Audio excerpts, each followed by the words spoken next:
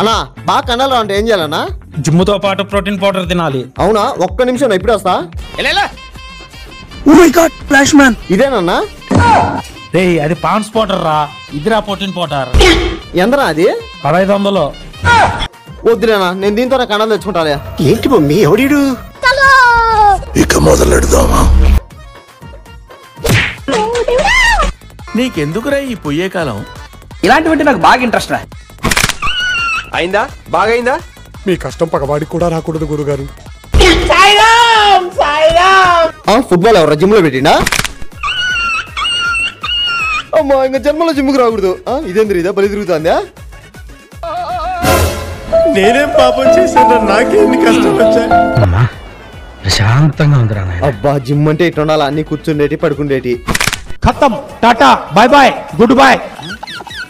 యారా మళ్ళీ రేపు వస్తావా? ఎవడైనా వస్తాడా? ఇది రియలైజేషన్. పొట్టోడికి దోలు తీరిపోయింది.